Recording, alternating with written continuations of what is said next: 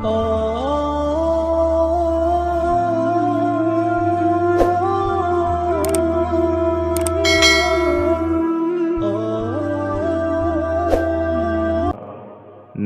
का चर्चा आसमां पे होगा, गर हो जाए फना ज़मीनो आसमां। गर हो जाए फना ज़मीनो आसमां, ज़िक्र नबी रब की ज़बा पर होगा। ज़िक्र नबी रब की ज़बा पर होगा। हश्र तक डालेंगे हम पैदाइशे मौला के धूम। हश्र तक डालेंगे हम पैदाइशे मौला के धूम। मिस्ल फ़ारस नजद के कीले गिराते जाएंगे। मिस्ल फ़ारस नजद के कीले गिराते जाएंगे। खाक हो जाए आदू जलकर मगर हम तो रज़ा। खाक हो जाए आदू जलकर मगर हम तो रज़ा। दम में जब तक दम है ज़िक्र उनका सुनाते जाएंगे। दम में जब तक दम है ज़िक्र उनका सुनाते जाएंगे। निसारे तेरी चहल पहल पर हज़ारों ईदे रबीउल अव्वल। निसारे तेरी चहल पहल पर हज़ारों ईदे रबीउल अव्वल। सिवाए इबलीस के जहाँ में सभी तो खुशियाँ मना रहे हैं।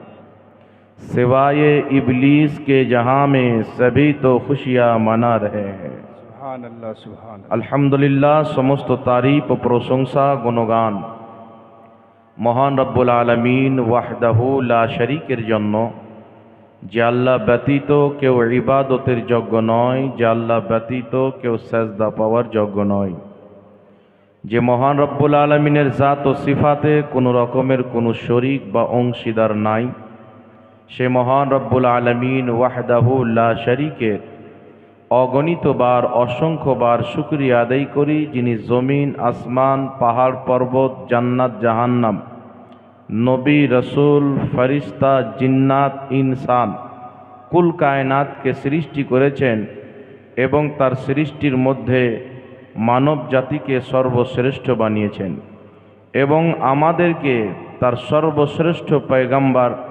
রহমাতুল্লিল আলামিনের উম্মত বানিয়েছেন।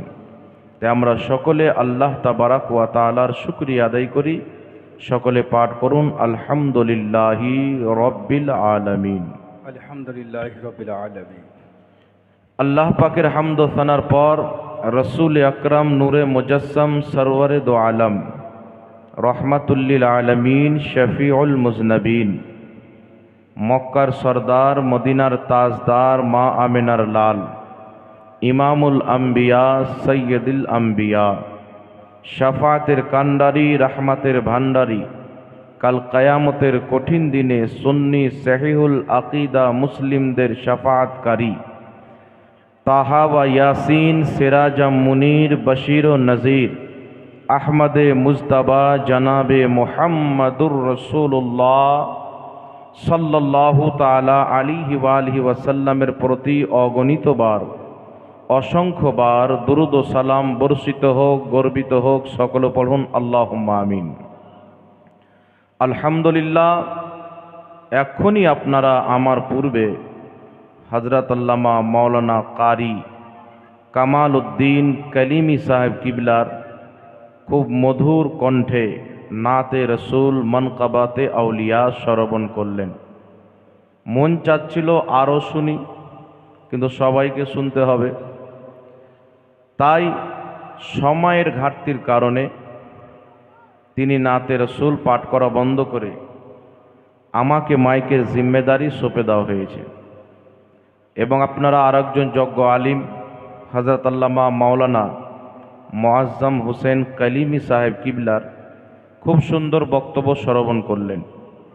আমি আপনাদের দরবারে মোহাব্বতে উপস্থিত হয়েছি। আল্লাহ তাবারাক ওয়া তাআলা যেন হক বলার এবং সকলকে হক শুনে তার প্রতি আমল করার তৌফিক দান করেন। সকলে পড়ুন আল্লাহুম্মা আমিন।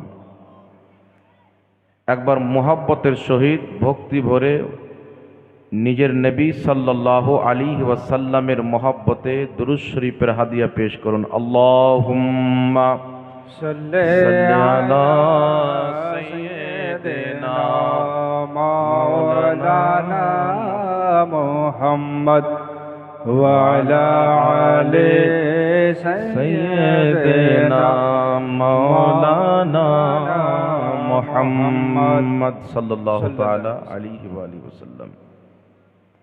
বিরাদর ইসলাম, গুনাহের কাজ লুকিয়ে করা উচিত নাকি? কেউ যদি গুনাহ করবই বলে তাহলে লুকিয়ে করা উচিত, মানুষের সামনে করা উচিত নয়। কারণ আল্লাহ পাকের একটি নাম হচ্ছে সাত্তার।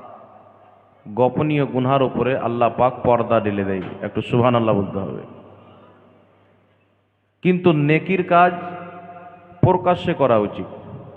যখন আপনি দুরূদ শরীফ পড়বেন, সুবহানাল্লাহ বলবেন, আল্লাহ পাকের গুণগান করবেন, জোরে গুণগান করবেন। বিরাদর ইসলাম, আজকের এই মুকদ্দাস মাহফিল মিলাদুন নবী বা ঈদে মিলাদুন নবীকে কেন্দ্র করে।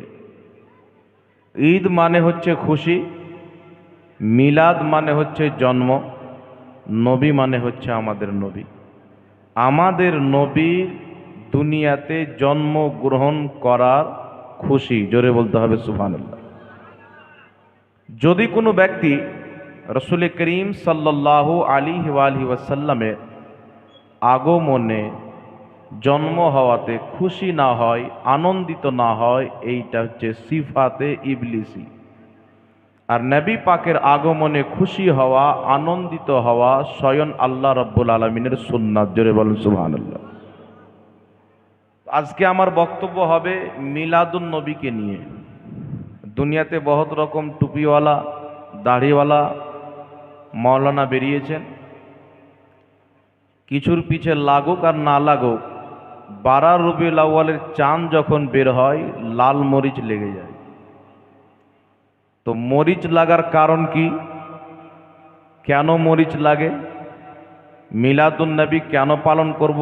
জায়েজ না না জায়েজ, বিদাত না সিদাত, কি জিনিস আমি আপনাদের সম্মুখে উপস্থাপন করার চেষ্টা করব। বাবার বাড়ি থেকে নয়, মুহাদ্দিসিনে কেরামের কিতাব থেকে। বলেন সুবহানাল্লাহ। কারণ আমি যদি আমার ব্যক্তিগত কোনো মৌলবীর কিতাব দিয়ে রেফারেন্স দিই, তাদের মৌলবী তাদের মতন তো বলবে, কিন্তু এমন এমন ব্যক্তির কিতাব থেকে রেফারেন্স দেওয়া হবে যাদেরকে সবাই মানে, যাদের কিতাবকে সবাই পড়ে এবং বিশ্বাস করে। জিনাদের কিতাব না পড়লে মুহাদ্দিস হওয়া যাবে না, জিনাদের কিতাব না পড়লে ফাতোয়া দেওয়ার যোগ্যতা অর্জন করা যাবে না, জিনাদের কিতাব না পড়লে কমপ্লিট আলিম হওয়া যাবে না। এমন এমন বড় বড় ইমাম, মুহাদ্দিস, ফকিহগণের কিতাব, তাদের ফাতোয়া মিলাদুন নবীর ব্যাপারে কি ছিল, যদি আমরা মুহাদ্দিস এবং ফকিহ হক্কানি আলিমদের, আহলুল ইলমদের কিতাবে পাই যে মিলাদুন নবী পালন করা জায়েজ, তাহলে বর্তমানে জাহিলদের ফাতোয়া মানা হারাম। কথা বুঝে এসছে? যদি হক্কানি আলিম, মুহাদ্দিস, ফকিহ, ইমাম, হাদিস বিশারদগণ, আহলুল ইলমগণ ফতোয়া দিয়ে থাকে মিলাদুন নবী পালন করা জায়েজ, তাহলে আজকের 2 পাতা পড়নেওয়ালা গুদর মুন্সির কথা বিশ্বাস করা যেতে পারে? জোরে বলতে হবে, পারে? এইবার শুনেন, মিলাদুন নবী আমরা কেন পালন করি? আল্লাহ পাকের নিয়ামতের চর্চা অনেক তরিকাতে করা যেতে পারে। আল্লাহ পাকের শুকরিয়া আদায় করা, খুশি উদযাপিত করার নিয়ম বিভিন্ন তরিকাতে হতে পারে, যেই তরিকাগুলি ইসলামে বৈধ রয়েছেন। এখন সর্বপ্রথম আপনাদের সম্মুখে একটি জিনিস ক্লিয়ার করতে চাই যে ইসলামে জন্মদিন পালন করা বৈধ না অবৈধ। যদি কোনো মাওলানা বলে ইসলামে জন্মদিন পালন করা অবৈধ, এটা খ্রিস্টানদের চরিত্র মনে করতে হবে ও মাওলানা পড়ে হয়নি, শুনে হয়েছে বা ঘুমিয়ে হয়েছে। কারণ ইসলামে জন্মদিন পালন করা অবৈধ আবার বৈধ। জন্মদিন যদি খ্রিস্টানদের মতো করে পালন করে অবৈধ হবে, জন্মদিন যদি মুহাদ্দিসিনদের মতো করে পালন করে বৈধ হবে। দুটোই তরিকা আছে। তো সর্বপ্রথম জন্মদিন পালন করা, জন্মের দিনে খুশি হয়ে কোনো কাজ করা, নেকির কাজ করা, ভালো কাজ করা, কেউ যদি অবৈধ বলে সে নবী মুস্তাফার বিরোধী ব্যক্তি। কারণ আমার নবী নিজেই জন্মদিন পালন করেছেন। কি সিস্টেমে পালন করেছেন? মুসলিম শরীফের মধ্যে হাদিস, রসুল করিম সাল্লাল্লাহু আলাইহি ওয়াসাল্লাম প্রত্যেক সোমবারে রোজা রাখতেন। মাসে কটা সোমবার আছে? 4টা। প্রত্যেক সোমবারে রোজা রাখতেন। সাহাবা জিজ্ঞাসিত হলেন, ইয়া রাসূলুল্লাহ, আপনার প্রত্যেক সোমবারে রোজা রাখার কারণ কি? তো আমার নবী বলছেন, ফিহি ওয়ালিদতু, এই দিনে আমি জন্মগ্রহণ করেছিলাম, আমার জন্মের খুশিতে রোজা রাখি। জোরে বল সুবহানাল্লাহ। জন্মের খুশিতে রোজা রেখে আল্লাহর শুকরিয়া আদায় করি, আল্লাহ তুমি আমাকে এই দিনে দুনিয়াতে পাঠিয়েছ, আমি রোজা রেখে তোমার শুকরিয়া আদায় করছি। বলুন সুবহানাল্লাহ। তাহলে এখন একটি প্রশ্ন দাঁড়ালো যে নবী জন্মদিন পালন করেছেন রোজা রেখে, আর আপনারা পালন করছেন বিরিয়ানি খেয়ে। নবী জন্মদিন পালন করেছেন রোজা রেখে, আপনারা জন্মদিন পালন করছেন মিছিল বের করে। নবী জন্মদিন পালন করেছেন রোজা রেখে, আপনারা জন্মদিন পালন করছেন মাহফিল করে। তাহলে আপনাদের তরিকা নবীর তরিকা থেকে আলাদা কেন হলো? যদি নবীর তরিকা থেকে আলাদা হয়ে যায়, এটাই তো বিদআত, সুন্নাত কি করে হলো? প্রশ্ন দাঁড়ায় কি দাঁড়ায় না? দাঁড়ায় কি দাঁড়ায় না? একটা কথাই বলে যে অল্প বিদ্যা ভয়ঙ্করী। মানুষের বিদ্যা যদি কম থাকে, মূর্খতা যদি থাকে, ব্রেনে যদি গোবর ভরা থাকে, এই ধরনের প্রশ্ন করবে। ব্রাদার ইসলাম, আমার নবী মুস্তাফা শুধু রোজা রেখে জন্মদিন পালন করেননি, আমার নবী মুস্তাফা মানুষকে খাওয়া দাওয়া করিয়েও জন্মদিন পালন করেছেন। বল সুবহানাল্লাহ। হাদিসটি আপনাদেরকে বলে দেব। মুসনাদে বাজ্জারের মধ্যে হাদিস, মুসান্নাফে আব্দুর রাজ্জাকের মধ্যে হাদিস, মাজমাউজ জাওয়াইদের মধ্যে হাদিস। হাদিসের সনদ হচ্ছে হাসান। কি সনদ? হাদিসের মান হচ্ছে হাসান। হাসান পর্যায়ের হাদিস। হাসান পর্যায়ের হাদিস কি? সাহাবী রাসূল বলছেন, দয়ার নবী মায়ার নবী সাল্লাল্লাহু আলাইহি ওয়াসাল্লাম 40 বছর বয়সে নবুয়াতের প্রকাশের পর নিজের আকিকা দিলেন ছাগল জবাই করে। কি দিলেন? 40 বছর পর আমার নবী নবুয়াতের প্রকাশ্য করেছিলেন, এলান করেছিলেন, কিন্তু 40 বছর পর আমার নবী নবী হননি। আমার নবী আদমেরও পূর্বে নবী ছিলেন। জোরে বলেন সুবহানাল্লাহ। পৃথিবীতে এমন কোনো হাদিস, এই মাসলাটা ক্লিয়ার করে দিয়ে একটু ধ্যান দিয়ে শুনবেন, পৃথিবীতে এমন কোনো হাদিস নাই যে আমার নবী 40 বছর পূর্বে নবী ছিল না, 40 বছর পর আল্লাহ নবুয়াত দিয়ে নবী বানিয়েছেন। কেউ যদি একটা হাদিস দেখায় 1 লক্ষ টাকা তাকে পুরস্কার দেবে। জি, একটা হাদিস কেউ দেখাতে পারবে না। তবে কেউ যদি বুখারীতে দেখায়, কোন হাদিস দেখাবে? বুখারীতে হাদিস, আরো অনেক কিতাবের মধ্যে রাসূল পাক সাল্লাল্লাহু আলাইহি সাল্লাম 40 বছর পর বয়সান নবুয়াত প্রকাশ্য করেছেন। কিন্তু কিছু গাঁজাখোর মানে অনুবাদ করেছে যে 40 বছর পর আল্লাহ নবীকে নবুয়াত দিয়েছেন। হাদিসে আছে বয়সান নবুয়াত, 40 বছর পর নবী নবুয়াত প্রকাশ্য করেছেন, বয়সান নবুয়াতের এলান করেছেন। কিন্তু মানুষ অনুবাদ কি করেছে নিজের ধর্ম টিকার জন্য, যে নবী 40 বছর পর নবুয়াত পেয়েছে। তাহলে এই লোকদের অনুবাদকৃত কিতাব যদি পড়েন ঈমান বাঁচবে? জোরে বলতে হবে। এই কিতাব পড়ে অনেক যুবক গুমরাহিতে পড়েছে। কিন্তু ব্রাদার ইসলাম, একটি কথা মনে রাখবেন, আমার আপনার নবী সাল্লাল্লাহু আলাইহি ওয়াসাল্লাম 40 বছর পর নবী হননি। আমার নবী বাড়িতে আছেন, নবী আছেন। মা আমেনার পেটে আছেন তো নবী আছেন। আদমের পেশানিতে আছেন তো নবী আছেন। দয়ার নবী, মায়ার নবী আত্মার জগতে আছেন তো নবী আছেন। যখন আদমকে নবুয়াত দেওয়া হয়নি, আমার নবী নবী হয়ে গেছেন। ইব্রাহিমকে নবুয়াত দেওয়া হয়নি, আমার নবী নবী হয়ে গেছেন। মুসা ও ঈসাকে নবুয়াত দেওয়া হয়নি, আমার নবী নবী হয়ে গেছেন। প্রত্যেক নবীকে নবুয়াত দেওয়ার পূর্বে আমার আল্লাহ দয়ার নবীকে নবুয়াত দিয়ে নবী বানিয়ে দিয়েছেন। জোরে বল সুবহানাল্লাহ। কি করে নবী বানিয়েছেন, দলিল কি? মৌলভী সাহেব বলে দিলে তো হবে না, হুজুর দলিল লাগবে। হাকিম আল মুস্তাদরাক আলা সাহিহাইনের মধ্যে হাদিস, একটি হাদিস তিরমিজিতে রয়েছেন, মিশকাত শরীফে রয়েছেন। সাহাবী জিজ্ঞাসা করছেন, ইয়া রাসূলুল্লাহ মাতা ওয়াজাবাত লাকা নবুয়াত, ইয়া রাসূলুল্লাহ আপনার প্রতি নবুয়াত কবে অবহিত হয়েছেন? রাসূলে পাক বলছেন, ওয়া আদামু বাইনার রূহি ওয়াল জাসাদ, যখন আদমের দেহের মধ্যে আত্মা ভরা হয়নি আমি নবী মুস্তাফার জন্য নবুয়াত প্রমাণিত হয়ে গেছে। জোরে বল সুবহানাল্লাহ। তো এখন কেউ বলবে, হুজুর এখানে তো প্রমাণিত আছে, নবুয়াত দিয়ে দিয়েছেন, এটা তো নাই। ওয়াজিব শব্দ আছেন, প্রমাণিত হওয়া, সাবিত হওয়া, নবুয়াত ওয়াজিব হওয়া।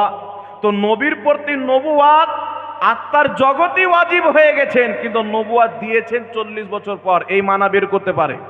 তো ক্লিয়ার একটা স্পষ্ট হাদিস লাগবে, যে হাদিসের মধ্যে রয়েছেন রাসূলে পাক বলেছেন যে আমি আদমেরও পূর্বে নবী ছিলাম বা আল্লাহ আমাকে নবুয়াত দিয়ে দিয়েছেন।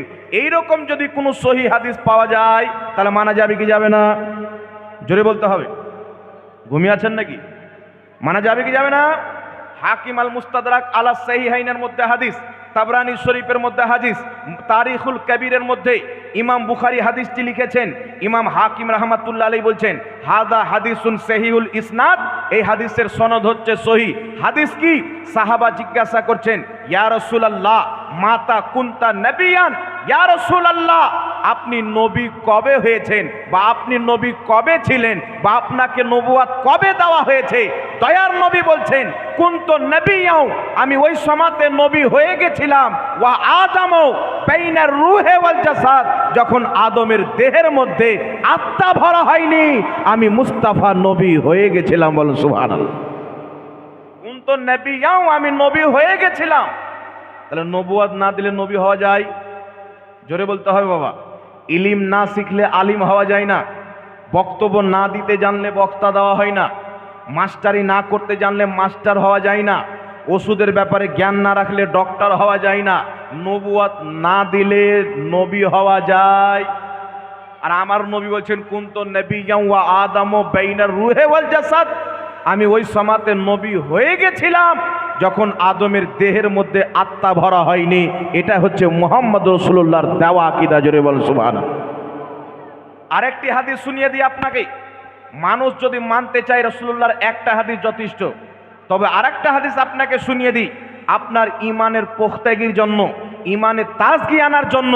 হাদিস মুসনাদে আহমদের মধ্যে সাহাবী রাসূল জিজ্ঞাসা করছেন, যেই হাদিসকে নাসিরউদ্দিন আলবানী সহি বলেছেন, যেই হাদিসকে ইমাম মুনজিরি সহি বলেছেন, আরো অনেক সহি বলেছেন, হাদিসটি কি?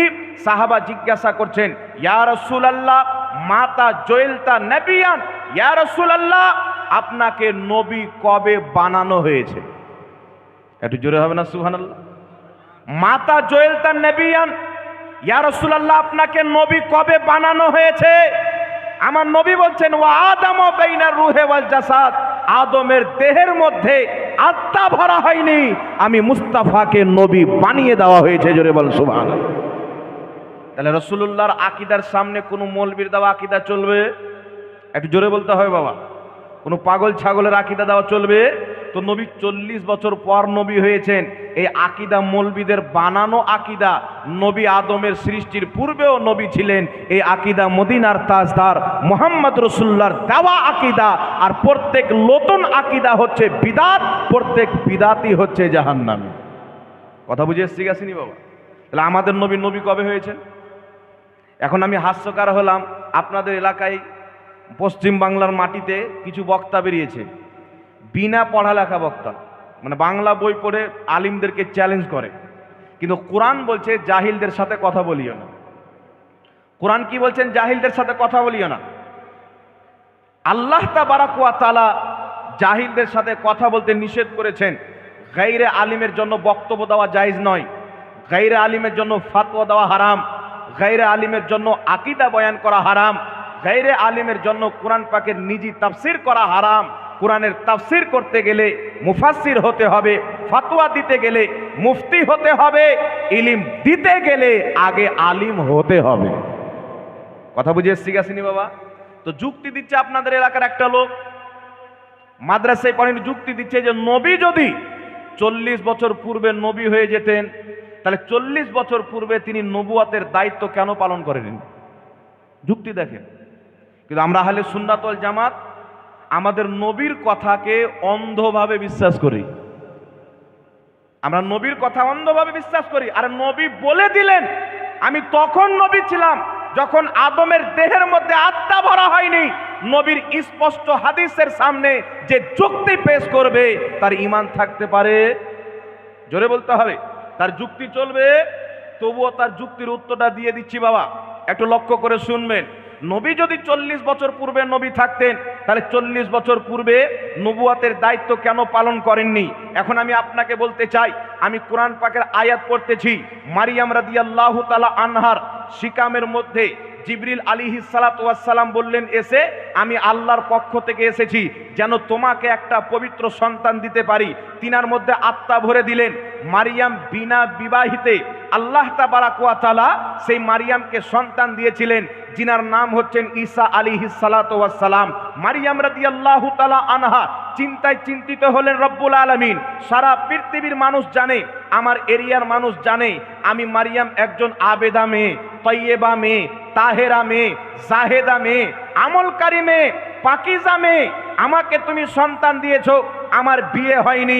আমার যখন সন্তান প্রসব হবে, সন্তান জন্মগ্রহণ করবে, আমার এলাকার লোক বলবে, মারিয়াম তোমার তো বিয়ে হয়নি, সন্তান কোথায় পেয়েছো? তোমার তো স্বামী নাই, বাচ্চা কোথায় পেয়েছো? আমি তো চিন্তায় পড়ে আছি, আমার উত্তর কি হবে? আমার আল্লাহ বলছেন, মারিয়াম তোমাকে চিন্তা করতে হবে না। তুমি যখন বাচ্চা নিয়ে এলাকায় পরিবেশ করবে, তোমাকে যদি জিজ্ঞাসা করা হয়, মারিয়াম বাচ্চা কোথায় পেয়েছো, কার বাচ্চা, তুমি বলবে আমাকে জিজ্ঞাসা করো না, এই বাচ্চাকে জিজ্ঞাসা করো, তার পরিচয় কি, জোরে বলুন সুবহানাল্লাহ। কয়েকদিনকার ছেলে মারিয়াম কোলে নিয়ে আছেন। ঈসা আলাইহিস সালাম মাত্র কয়েকদিন, 3-4 দিনকার ছেলে কোলে নিয়ে আছেন। জিজ্ঞাসা করছেন গ্রামের লোক, মারিয়াম সন্তান কোথায় পেলে, তোমার তো বিয়ে হয়নি। হযরতে মারিয়াম বলছেন, আমাকে জিজ্ঞাসা না করে সন্তানকে জিজ্ঞাসা করো না, সে কে, তার পরিচয় সে নিজেই দিয়ে দিবে। মানুষ অবাক হয়ে গেল, আমাদেরকে পাগল মনে করছে নাকি? আচ্ছা বলেন বাবা, 3-4 দিনকার ছেলে কথা বলতে পারে? জোরে বলতে হবে। মানুষ চিন্তায় আছেন, কিন্তু মারিয়াম একটা কথাতেই দাঁড়িয়ে আছেন। জিজ্ঞাসা করা হলো, ঈসা আলাইহিস সালাম মায়ের কোল থেকে কি উত্তর দিয়েছিলেন? আল্লাহ কুরআন পাকে লিপিবদ্ধ করেছেন। আল্লাহ তাবারাক ওয়া তাআলা বলছেন, ঈসা নবী মায়ের কোল থেকে বলেছিলেন, ইন্নী আব্দুল্লাহি, নিশ্চয় আমি আল্লাহর বান্দা, ওয়া আতানিয়াল কিতাবা, আল্লাহ আমাকে কিতাব দিয়েছেন, ওয়া জাআলানি নবিয়া, আল্লাহ আমাকে নবী বানিয়ে দিয়েছেন। আর একটু জোরে বলেন না, আল্লাহ আমাকে নবী বানিয়ে দিয়েছেন। তো ঈসা আলাইহিস সালাম এই কথা বলার পর জবান বন্ধ হয়ে গেল। স্বাভাবিক যেমন বাচ্চা কথা বলে, চলাফেরা করে, সেই রকম তিনিও কথা বললেন। বড় হওয়ার পর চলাফেরা করতে আরম্ভ করলেন। কতদিন পর নবুয়তের এলান করেছিলেন? 30 বছর বয়সে। মুখতালিফ কওল আছেন, কিন্তু 30 বছর রয়েছেন তাফসিরে তাবারি সহ অনেক কিতাবের মধ্যে, যে তিনার বয়স যখন 30 বছর হলো, 30 বছর পর নবুয়তের প্রচার আরম্ভ করলেন, তবলিগ আরম্ভ করলেন। তাহলে 30 বছর পূর্বে তিনি নবী ছিলেন কি ছিলেন না? তো ওয়াহাবিদের যুক্তি অনুযায়ী তো নবী হওয়ার কথা নয়, কারণ নবী হওয়ার জন্য তবলিগ ৭ করা শর্ত, এটা ওদের তাদের বক্তব্য। আরে বক্তা 12 মাস বক্তব্য দেয় না, বৃষ্টির টাইমে বাড়িতে বসে থাকে। তো যখন বাড়িতে বসে থাকে তখন কি তাকে বক্তা বলা যাবে না? ওয়াহাবি বলছে যাবে না। বলছে কেন? বলছে এখন বক্তব্য দেয় না, বাড়িতে বসে আছে। তো এরকম ব্রেনে যদি গোবর নিয়ে থাকেন, কোনোদিন হক বুঝতে পারবেন না। ব্রেনকে ফ্রেশ রাখতে হবে, কোনো ব্যক্তির অন্ধ তাকলিদ করতে হবে না। সহি হাদিস, সহি হাদিস। একজন আমাকে ফোন করে বলছে, হুজুর মিলাদের যে মাহফিল করেন সহি হাদিস লাগবে। আমি একটা হাদিস শুনলাম, বলছে হাদিসটি জয়ীফ। আপনার জয়ীফ হাদিস হলে কি হলো? আমরা কি মিলাদুন নবী পালন করা ফরজ বলেছি? বলছে না। তো আমি বলছি আমরা মুস্তাহাব মনে করে মিলাদুন নবী পালন করি, আর তুই দলিল চাচ্ছিস ফরজের। আগে ব্রেনের গোবর বের কর। কথা বুঝে এসছে বাবা? আগে ব্রেনের গোবর বের কর। ইমাম নববী রাহমাতুল্লাহ আলাইহি আল আজকার কিতাবের মধ্যে লিখেছেন, জয়ীফ হাদিসে আমল করা মুস্তাহাব। তো আমি তোমাকে হাদিস দিলাম, তুমি জয়ীফ বললে, তোমার কথাতে মেনে নিলাম হাদিসটি জয়ীফ, তো আমাদের দাবি তো পূর্ণ হয়ে গেল, জয়ীফ হাদিস থেকে মুস্তাহাব প্রমাণিত হয়ে গেল। ইমাম মোল্লা আলী কারি মিরকাতের মধ্যে লিখছেন জয়ীফ হাদিস আমল করা মুস্তাহাব। ইমাম আজলুনি রহমাতুল্লাহ আলাইহি কাশফুল খাফার মধ্যে লিখেছেন জয়ীফ হাদিস দ্বারা মুস্তাহাব প্রমাণিত হয়। তোমাদের গুরু জুবের আলী জাই লিখেছে জয়ীফ হাদিসে বৈধতা প্রমাণ হয়। জোরে বলুন সুবহানাল্লাহ। তাহলে মিলাদুন নবীর বৈধতা তো প্রমাণ হয়ে গেল। আর এখন তুমি বলছো না সহি হাদিস দিতে হবে, তা আমরা ফরজ বলিনি বাবা যে তোমাকে ফরজের দলিল দিব। কথা বুঝতে পারছেন কি পারেন না বাবা? তো আমার বক্তব্য হচ্ছে ঈসা আলাইহিস সালাতু ওয়াস সালাম মায়ের কোলে বললেন আল্লাহ আমাকে নবুয়াত দিয়ে নবী বানিয়ে দিয়েছেন। মায়ের কোলে আল্লাহ তিনাকে নবী বানিয়ে দিয়েছেন। 30 বছর পর নবুয়াতের প্রচার করছেন। এখন যেই যুক্তি আমার নবীর উপরে ফিট করা হয়, যদি 40 বছর পূর্বের নবী হতেন নবুয়াতের দায়িত্ব কেন পালন করেননি? আমার প্রশ্ন হলো ঈসা আলাইহিস সালাম মায়ের কোলে নবী হয়ে গেছেন, 30 বছর পর্যন্ত নবুয়াতের দায়িত্ব পালন করেননি, তবলিগ করেননি, দাওয়াত দেননি, তাহলে 30 বছর পর্যন্ত ওয়াহাবি নবী মানে কি মানে না? যদি একদিন অস্বীকার করে যে 30 বছর চাইতে একদিন এদিকে নবী ছিল না, কাফির হয়ে যাবে, মুসলমান থাকবে না। কারণ কোরআনের ফয়সালা মায়ের কোলে নবী হয়ে গেছেন। আর শুধু তাই নয়, আরেকটি কোরআনের দলিল শুনেলেন। আল্লাহ পাক বলছেন ইয়া ইয়াহইয়া খুযিল কিতাবা বিকুওয়াতিন ওয়া আতাইনাহুল হুকমা সাবিয়া। আল্লাহ তাবারাক ওয়া তাআলা পবিত্র কোরআন পাকে বলছেন ইয়াহইয়া কিতাবকে শক্ত করে ধরে নাও, আমি আমার ইয়াহইয়াকে শিশু অবস্থায় নবুয়াত দান করেছি। জোরে বলুন সুবহানাল্লাহ। ইয়াহইয়া আলাইহিস সালামকে আল্লাহ শিশু অবস্থায় নবুয়াত দান করেছেন, কিন্তু নবুয়াতের প্রচার কবে করেছেন? নবুয়াতের এলান কবে করেছেন? দীর্ঘ বয়স হওয়ার পর করেছেন। তাই কেউ যদি যুক্তি পেশ করে 40 বছর পূর্বে যদি নবী থাকতেন তাহলে নবুয়াতের দায়িত্ব কেন পালন করেননি, তাহলে আপনাকে সেই যুক্তি মানতে হবে না, আল্লাহর কোরআন মানতে হবে, নবীর হাদিস মানতে হবে। আমার নবী বলেছেন আদমের দেহের মধ্যে যখন আত্মা ভরা হয়নি আমি সেই সমাতেও নবী ছিলাম। আমরা নবীকে তখন থেকে নবী মানি। জোরে বলতে হবে সুবহানাল্লাহ। কারণ নবীর সহিহ হাদিসের সামনে যুক্তি চলবে, আর এই যুক্তি মানলে কোরআনকে অস্বীকার করা হবে। তাই এই ধরনের যুক্তি দেনেওয়ালার বক্তব্য শোনা যাবে না, কারণ এই আলিমের যুক্তি না, এটা হচ্ছে জাহিলের যুক্তি। তো আমি বলতেছিলাম আমার আপনার নবী সাল্লাল্লাহু আলাইহি ওয়াসাল্লাম রোজা রেখে মিলাদুন নবী পালন করেছেন। আমরা বিরিয়ানি কেন করি, মাহফিল কেন করি, জুলুস কেন বের করি? আমি বলতে চাই শুনেন, দয়ার নবী মায়ের নবী সাল্লাল্লাহু আলাইহি ওয়াসাল্লাম মুসনাদে বাজ্জারের মধ্যে হাদিস, মুসান্নাফে আব্দুর রাজ্জাকের মধ্যে হাদিস, মাজমাউজ জাওয়াইদের মধ্যে হাদিস, তাহজিবুত তাহজিবের মধ্যে হাদিস, আরো অনেক কিতাবের মধ্যে হাদিস। রাসূলে পাক 40 বছর বয়সে নিজের নবুয়াতের এলান করার পর একটি ছাগল জবাই করলেন, সাহাবাকে জমা করলেন, সাহাবাকে জমা করে ছাগল জবাই করে সাহাবাকে খাওয়ালেন। হাদিসে আক্কা শব্দ রয়েছেন যে নবী আকিকা দিলেন।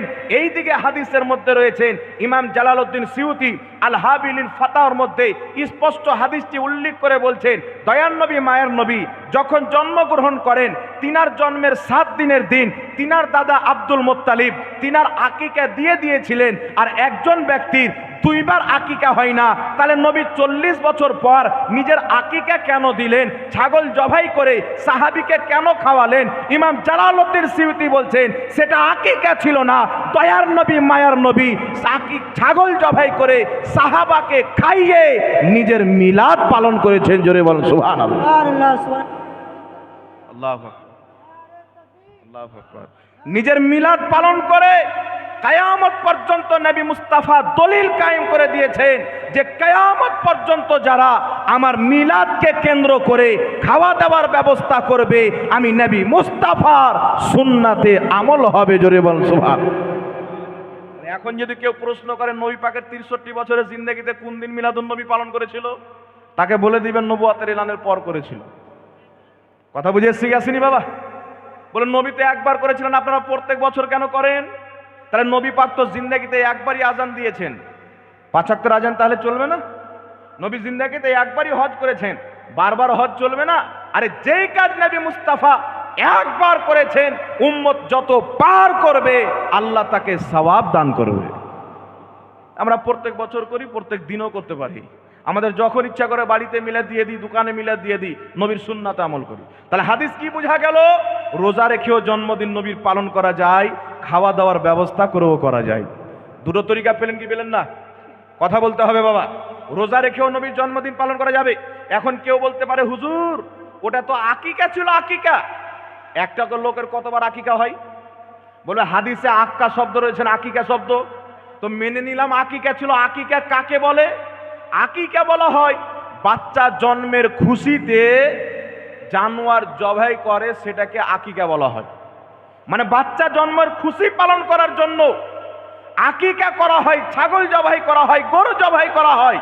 তো নবী মুস্তাফা নিজের জন্মের খুশিতে 40 বছর পরে ছাগল জবাই করে সাহাবাকে জমা করে খাইয়েছেন। কিয়ামত পর্যন্ত যারা নবী দিবসকে কেন্দ্র করে মানুষের জন্য আহারের ব্যবস্থা করবে, এটা নাজায়েজ হবে না, নবীর সুন্নাতে আমল হবে। জোরে বলতে হবে সুবহানাল্লাহ। সুবহানাল্লাহ, সুবহান। কথা বুঝে এসছি কাছিনি বাবা? এইবার চলে আসেন হুজুর, ঠিক আছে খাওয়া দাওয়া তো বুঝে গেলাম, এখন মুহাদ্দিসিনে কেরামের ফতোয়া বলে দিচ্ছি শুনেন। ইমাম জালালউদ্দিন সিউতি রাহমাতুল্লাহ আলাইহি, যাকে লামাযহাবী ও মুহাদ্দিস মানেন, দেওবন্দি ও মুহাদ্দিস মানেন, আলহামদুলিল্লাহ আমরাও মুহাদ্দিস মানি, কিন্তু আমরা মুনাফিকি করে মানি না। আমরা তিনাদেরকেও মানি, তিনাদের ফতোয়াকেও মানি। কেউ তিনাদের নামকে ব্যবহার করে, যেটা ইচ্ছা মেনে নেয়, যেটা বাদ দিয়ে দেয়। ইমাম জালালউদ্দিন সিউতি রাহমাতুল্লাহ আলাইহি নিজের কিতাব আল হাবিলিল ফাতাওয়া দ্বিতীয় খণ্ড, বেইরুত লেবাননের ছাপ, 232 পৃষ্ঠার মধ্যে লিখতেছেন। কি লিখতেছেন? তিনি বলছেন শুনো, নবী মুস্তাফার মিলাদকে কেন্দ্র করে 12ই রবিউল আউয়ালে মানুষজনকে জমা করে খাওয়া দাওয়ার ব্যবস্থা করা সওয়াবের কাজ, মাহফিলের ব্যবস্থা করা সওয়াবের কাজ, দান সাদকা করা সওয়াবের কাজ, কোরআন তেলাওয়াত করা সওয়াবের কাজ। নবী মুস্তাফার জন্মের দিনে যে কোনো নেকির কাজ করে নবীর মিলাদ পালন করা হচ্ছে সওয়াবের কাজ। জোরে বলতে হবে সুবহানাল্লাহ। নারে তাকবীর, নারে রিসালাত, হযরত আল্লামা মাওলানা মুফতি জাহাঙ্গীর আলম রেজভী সাহেব। যুগের ইমাম বলছে সওয়াবের কাজ, যে লক্ষ লক্ষ হাদিসের হাফিজ। আর আজকে গাঁজা না টেনে বেহুশ মৌলবি বলছে সওয়াবের নয়, বিদআত। চিন্তা করছেন বাবা, মৌলবি পড়া কোথায় পড়েছে? ইসরায়েলি পড়া পড়লে হবে না, মাদানী পড়া পড়তে হবে, মুস্তাফার ইশকে পড়তে হবে। बेगैर इश्के मोहम्मद जो पढ़ते हैं बुखारी, आता है बुखार उसको नहीं आती बुखारी।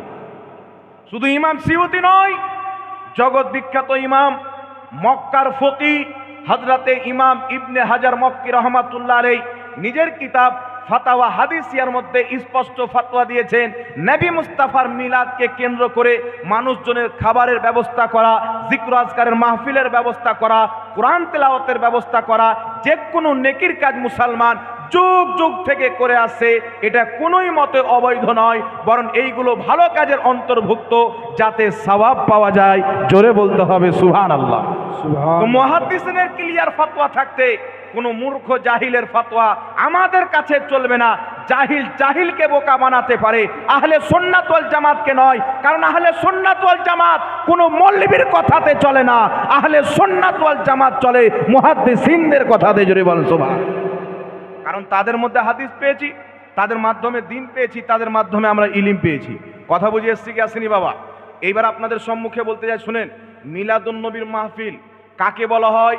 যেই মাহফিলে নবী মুস্তাফার জন্ম নিয়ে আলোচনা করা হয়, নবীর আগমনের ফজিলত বর্ণনা করা হয়, নবীর প্রশংসা করা হয়, সেই মাহফিলকে বলা হয় মিলাদের মাহফিল। কথা বুঝে এসছে? সেই মাহফিলকে বলা হয় নবীর মিলাদের মাহফিল।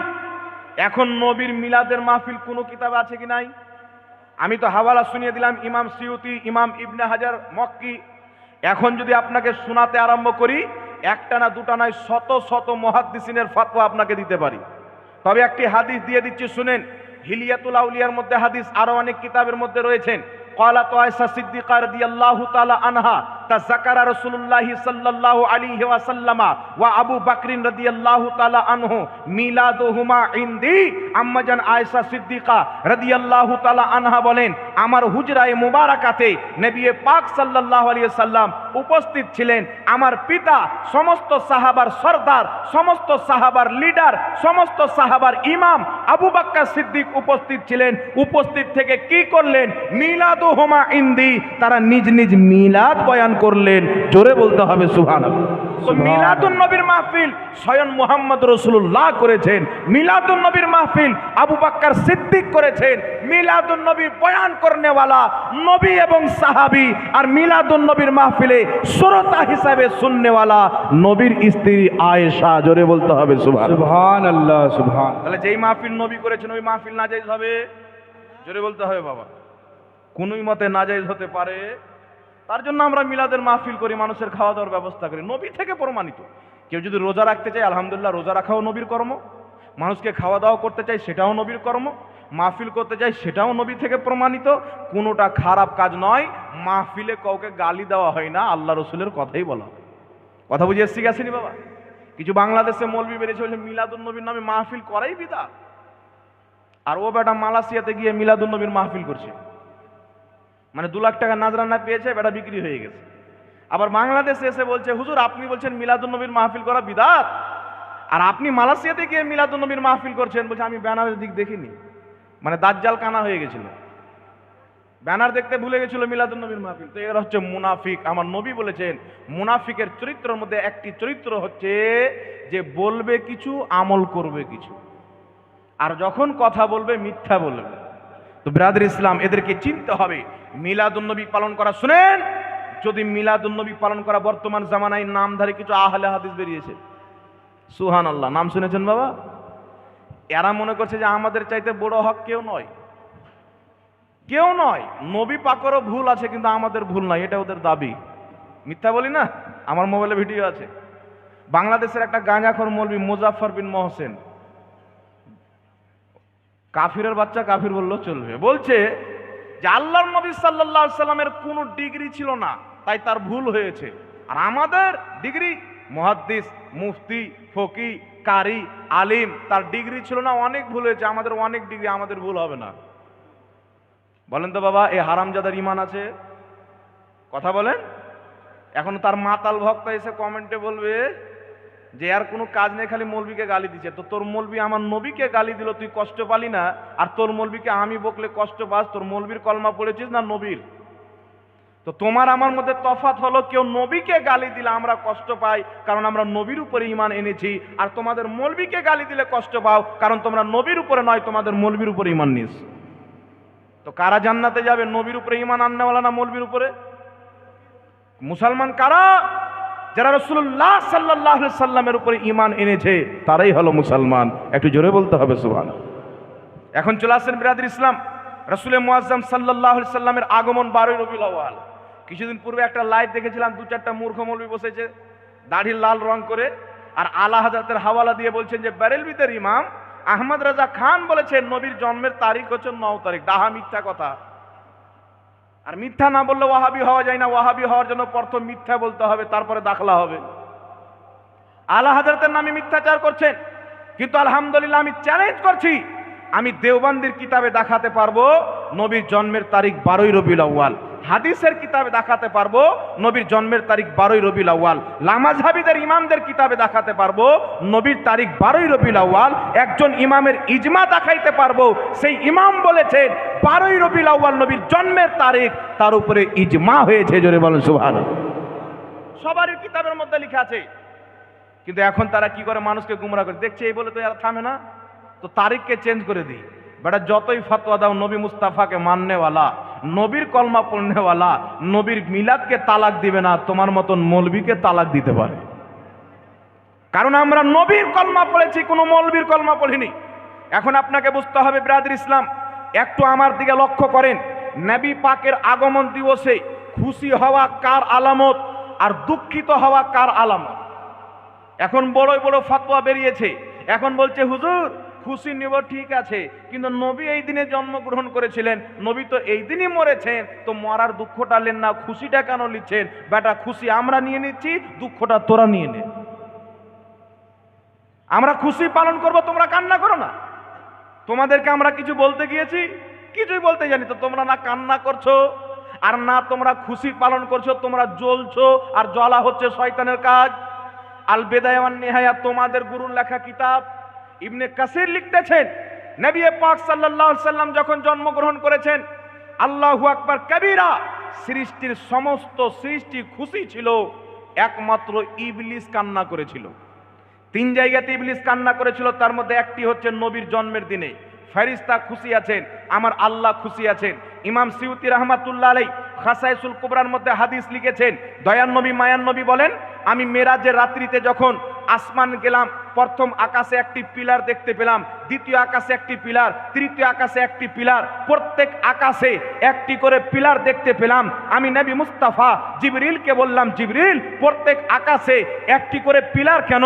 জিবরিল বলছেন, ইয়া রাসূলুল্লাহ, ইয়া হাবিবাল্লাহ, আপনাকে দুনিয়াতে পাঠাবার খুশিতে মহান রব্বুল আলামিন প্রত্যেক আকাশে একটি করে আলোর পিলার দিয়েছেন, আর সেই পিলার দিয়ে আল্লাহ 7 আকাশকে লাইটিং করেছেন। জোরে বলেন সুবহানাল্লাহ। नारे तकबीर, नारे रिसालत, जश्न ईद मिलादुन नबी। सुभान খান अल्लाह। মুহাদ্দিসদের কিতাব ইমাম সিউতি আগে হাদিস লিখতেছেন, শুধু তাই নয়, দয়ার নবী মায়ার নবী জন্মগ্রহণ করবেন, আকাশের তারকা, আকাশের চন্দ্র আস্তে আস্তে জমিনের নিকটবর্তী হচ্ছে। নবী মুস্তাফার আম্মার ঘরের মহিলারা বলছেন, আমরা মনে করলাম হয়তো আকাশের তারকাগুলি আমাদের উপরে পড়ে যাবে, হয়তো চন্দ্র আমাদের উপরে পড়ে যাবে, কিন্তু আমরা দেখলাম আব্দুল্লাহ ঘরের ছাদের উপরে এসে সেই তারকাগুলি আটকে গেল, চন্দ্রগুলি থেমে গেল। তো এখান থেকে কি বোঝা গেল? আল্লাহ তাবারাক ওয়া তাআলা তারকার মাধ্যমে জমিনকে লাইটিং করেছেন, চন্দ্রের মাধ্যমে জমিনকে লাইটিং করেছেন, খাম্বার মাধ্যমে 7 আকাশকে লাইটিং করেছেন। নবী মুস্তাফার আগমন দিবসে মাদ্রাসা লাইটিং করা আল্লাহর সুন্নাত হবে, বাড়িতে লাইটিং করা খোদার সুন্নাত হবে, মাদ্রাসায় লাইটিং করা আল্লাহ পাকের সুন্নাতে আমল হবে। জোরে বলুন সুবহানাল্লাহ। सुभान अल्लाह, सुभान সবাই अल्लाह। খুশি আছেন? আল্লাহ ফারিস্তাকে বলছেন পতাকা নিয়ে যাও। 3টি পতাকা নিয়ে আসছেন। 1 নম্বর পতাকা কোথায় লাগাচ্ছেন? কাবা ঘরে। দ্বিতীয় পতাকা পূর্ব দিকে, তৃতীয় পতাকা পশ্চিম দিকে, আরেকটি আছেন একটি কাবা ঘরে, একটি আব্দুল্লাহর ছাদের উপরে, আর একটি মসজিদে আকসাতে। 3টি পতাকা লাগানো হয়েছিল। তাই আমরা 12ই রবিউল আউয়ালে পতাকাও লাগাই। একটু জোরে হবে না সুবহানাল্লাহ? তাই আমরা 12ই রবিউল আউয়ালে পতাকাও লাগাই। যেই পতাকায় আল্লাহ আল্লাহ রসুলের নাম লেখা থাকে, ইসলামিক কালার দেওয়া থাকে, সেই পতাকা আমরা উত্তোলন করি। এর ভিত্তি হাদিস শরীফের মধ্যে রয়েছে। যার ভিত্তি হাদিসে থাকে সেটাকে বিদাত বলা হয় না, যার ভিত্তি হাদিসে থাকে সেটা জায়েজ হয়, যদিও পূর্বে না হয় পরে হয় সেটা জায়েজ হয়। বল সুবহানাল্লাহ। এখন কিছু বলবে, হুজুর এতই যখন স্বভাবের কাজ, সাহাবারা করেননি কেন? নবী পাক করেননি কেন? একজন ব্যক্তি একটা আমাকে পোস্ট পাঠিয়েছে, বাবা ওকে কেউ দিয়েছে, ও আমাকে পাঠিয়েছে। পোস্টে কি লেখা আছে জানেন? আমি পড়ে শোনাচ্ছি, শুনেন। মোহাম্মদ রাসূলুল্লাহ সাল্লাল্লাহু আলাইহি সাল্লাম তার 63 বছর জীবনে কোন তারিখে, কোন জায়গায়, কবে, কত বছর বয়সে নিজের জন্মদিন পালন করেছেন? একটা হাদিস শুনিয়ে দিলাম না? 40 বছর পর পালন করেছেন। এর উত্তরটা হয়ে গেছে। নবী পাকের সবচাইতে 4 জন বড় সাহাবী, আবু বকর সিদ্দিক, উমর ফারুক, উসমান গনি, মাওলা আলী রাদিয়াল্লাহু তাআলা আনহুম আজমাইন। ইনারা জীবনে কতবার মিলাদুন নবী পালন করেছেন? সেই মাহফিলে কতজন সাহাবা উপস্থিত ছিলেন? প্রশ্ন দেখেন। মানে এখানে বুঝাতে চাচ্ছেন যে নবী পাক করেননি, সাহাবা ইকরাম পালন করেননি, তাই এটা নাজেজ হয়ে গেল, হারাম হয়ে গেল, বিদাত হয়ে গেল, করলে জাহান্নামে যাবে। তো আমি তাদেরকে জবাব দেব, কিছু প্রশ্ন হয় যার উত্তর প্রশ্নতি দেওয়া হয়। তো আমি বলবো, নবী সাল্লাল্লাহু আলাইহি ওয়াসাল্লাম নিজের জীবনে 63 বছর জীবনে সালাফি কনফারেন্স কত বছর বয়সে কোন তারিখে করেছিল? কিয়ামত পর্যন্ত চ্যালেঞ্জ, উত্তরটা দিয়ে দিও, হাদিসটা পৌঁছে দিও। 4 জন সাহাবী নবী মুস্তাফার শুধু নয়, নবীর লক্ষ লক্ষ সাহাবী জীবনে কোন জায়গাতে সালাফি কনফারেন্স করেছেন, কোন জায়গাতে আহলে হাদিস কনফারেন্স করেছেন, আর কোন জায়গাতে তিনি কেরাত প্রতিযোগিতা করেছেন, যেটা তোমরা করো, একটা হাদিস দেখিয়ে দাও, কিয়ামত পর্যন্ত গোলামি করতে রেডি আছি। কোনোদিন দেখাতে পারে না। তো যদি নবী সাহাবা থেকে প্রমাণিত না হয়, পরের উলামায়ে কেরাম যদি ফতোয়া জায়েজ থাকে, সেটা যদি অবৈধ হয়, তোমাদের সালাফি কনফারেন্স আগে অবৈধ, আগে জাহান্নামে তোমরা যাবে। কথা বুঝতে পারছেন? আগে জাহান্নামে তোমরা যাবে। বলছেন মিলাদুন নবী ত্যাগ করতে হবে যে কোনো অবস্থায় হোক। কেন? বলছে এটা নবী সাহাবীর জামানায় ছিল না। আমি কিন্তু নবীর সহি হাদিস থেকে দলিল দিয়েছি। যদি নবীর জামানায় না থাকে, সাহাবীর জামানায় না থাকে, তাহলে যদি ত্যাগ করতে হয়, যে কোনো অবস্থায় হয়, যত ভালো কাজ হয়, আমি আপনাকে বলতে চাই, এই ফতোয়ার উপরে যদি লামাযহাবি কায়েম থাকে, নিজের হালালি বাপের সন্তান হয়ে থাকে, আমি তাকে বলতে চাই, আমার নবী নিজের জীবনে 2 তলা মসজিদ কোথায় তৈরি করেছিল, একটা ইতিহাস বলে দাও। নবী মুস্তাফার সাহাবা 3 তলা মসজিদ কোথায় তৈরি করেছিল, একটা ইতিহাস দেখিয়ে দাও। নবীর জামানাতে মসজিদের মেহরাব হয়নি, নবীর জামানাতে পাক্কি মসজিদ তৈরি হয়নি, নবীর জামানাতে 3 তলা মসজিদ তৈরি হয়নি, 4 খলিফার জামানায় 3 তলা মসজিদ তৈরি হয়নি। তো আগে যদি ভাঙতে হয়, তোমাদের মসজিদ ভাঙতে হবে, আগে তোমাদের মসজিদ ভাঙতে হবে, তারপরে মিলাদুন নবীর দিকে আসিও। মিলাদুন নবী তো আলহামদুলিল্লাহ আমি হাদিস থেকে প্রমাণ করেছি। আর এটা শুধু আমার নয়, যে জাহাঙ্গীর মৌলভী আসলে হয়তো কোথাকার হাদিস কোথায় পড়ে দিল, ইমাম সিউতি বলেছেন এটা মিলাদুন নবীর হাদিস, মুহাদ্দিসিনে কিরাম বলেছেন। আর শুধু তাই নয়, ইমাম জালালউদ্দিন সিউতি রাহমাতুল্লাহ আলাইহি নিজের কিতাব হুসনুল মাকসাদ ফি আমালিল মাউলিদ কিতাবের মধ্যে, বেইরুত লেবাননের ছাপ, সেই কিতাবের মধ্যে লিখেছেন, ইমাম ইসমাইল হাক্কি রাহমাতুল্লাহ আলাইহি, যিনি মক্কা শরীফের ইমাম ছিলেন পূর্বের জামানাতে, তিনি নিজের কিতাব তাফসিরে রুহুল বায়ানের মধ্যে লিখতেছেন, কি লিখতেছেন, কাদ ইস্তাখরাজাত লাহুল ইমামুল হাফিজ ইবনে হাজার আসকালানি হাফিজাহুল্লাহ আসলান মিনাস সুন্নাতি। তিনারা বলছেন, শুনো, ইমাম ইবনে হাজার আসকালানি রহমাতুল্লাহ আলাইহি বলেন, আসলান মিনাস সুন্নাতি, আমি মিলাদুন নবীর দলিল নবী মুস্তাফার হাদিসে পেয়েছি। জোরে বলেন সুবহানাল্লাহ। আর একটু জোরে হবে না সুবহানাল্লাহ? ইমাম ইবনে হাজার আসকালানি যাকে সবাই মানে, তিনি বলছেন, আমি মিলাদুন নবীর আসল, মিলাদুন নবীর দলিল নবী মুস্তাফার হাদিসে পেয়েছি।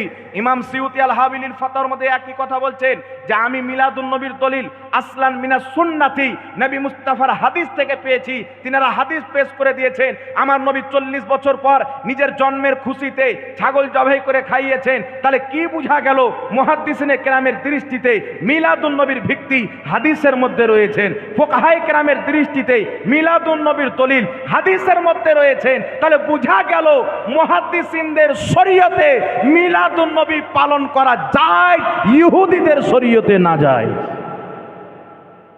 আমরা কার শরীয়ত লব বাবা? কথা বলতে হবে। আমরা শরীয়ত কার লব? মুহাদ্দিসদের শরীয়ত না লব, সালাফদের শরীয়ত না লব। নাম সালাফি রাখলে কেউ সালাফি হয় না। সালাফি বলা হয় যারা সালাফদের তরিকাকে মানে। সালাফগণ বলেছেন মিলাদুন নবী পালন করা যায়। কটা বলেছেন?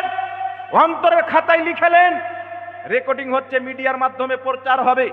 আজ থেকে প্রায় 900 বছর, 950 বছর পূর্বের ইমাম কমবেশ ইমাম ইবনুল জাওজি রাহমাতুল্লাহ আলাইহি আল বায়ানুল মিলাদিন নবী কিতাবের মধ্যে স্পষ্ট ফতোয়া দিয়েছেন, মিলাদুন নবী পালন করা যায়। 900 বছর পূর্বের ইমাম দাহিয়া রহমাতুল্লাহ আলাইহি মিলাদুন নবীর পক্ষে কিতাব লিখে প্রমাণ করেছেন মিলাদুন নবী পালন করা যায়। জগৎ বিখ্যাত ইমাম ইসমাইল হাক্কি রহমাতুল্লাহ আলাইহি, যিনি মক্কা কাবা ঘরের ইমাম ছিলেন, তিনি তাফসিরে রুহুল বায়ানের মধ্যে লিখেছেন মিলাদুন নবী পালন করা যায়। জগৎ বিখ্যাত ইমাম ইবনে হাজার মক্কি, মক্কা শরীফের ফকি, নিজের কিতাব ফাতাওয়া হাদিসিয়ার মধ্যে লিখেছেন মিলাদুন নবী পালন করা যায়।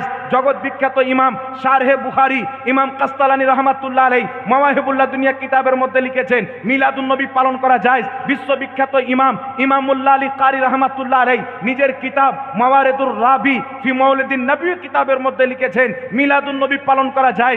জগৎ বিখ্যাত ইমাম জালালউদ্দিন সিউতি রাহমাতুল্লাহ আলাইহি আল হাবিলিল ফাতাওয়ার মধ্যে লিখেছেন মিলাদুন নবী পালন করা যায়। একই ইমাম সিউতি নিজের কিতাব হুসনুল মাকসাদ ফি আমালিল মাউলিদ কিতাবের মধ্যে লিখেছেন মিলাদুন নবী পালন করা যায়। বিশ্ববিখ্যাত মুহাদ্দিস ইমাম ইবনে হাজার আসকালানি বলেছেন মিলাদুন নবী পালন করা যায়। জগৎ বিখ্যাত মুহাদ্দিস শাহ ওয়ালিউল্লাহ মুহাদ্দিস দেহলভী রাহমাতুল্লাহ আলাইহি বলেছেন মিলাদুন নবী পালন করা যায়। তিনার পিতা আব্দুর রহিম মুহাদ্দিস দেহলভী রাহমাতুল্লাহ আলাইহি ফতোয়া দিয়েছেন মিলাদুন নবী পালন করা যায়। আর শুধু তাই নয়, লামাযহাবিদের গুরু ওয়াহাবিদের ইমাম ইবনে তাইমিয়া নিজের কিতাব ইক্তেদাউল সিরাতাল মুস্তাকিমের মধ্যে লিখতেছেন যারা নবীর মিলাদ পালন করে, নবীর মুহাব্বতে পালন করে, নবীর মুহাব্বতে মিলাদ পালন করার কারণে আল্লাহ তাদেরকে প্রচুর সওয়াব দান করবে। জোরে বল সুবহানাল্লাহ। আর একটু জোরে হবে না সুবহানাল্লাহ? তো এত বড় বড় মুহাদ্দিস বলছে মিলাদুন নবী পালন করা যায়।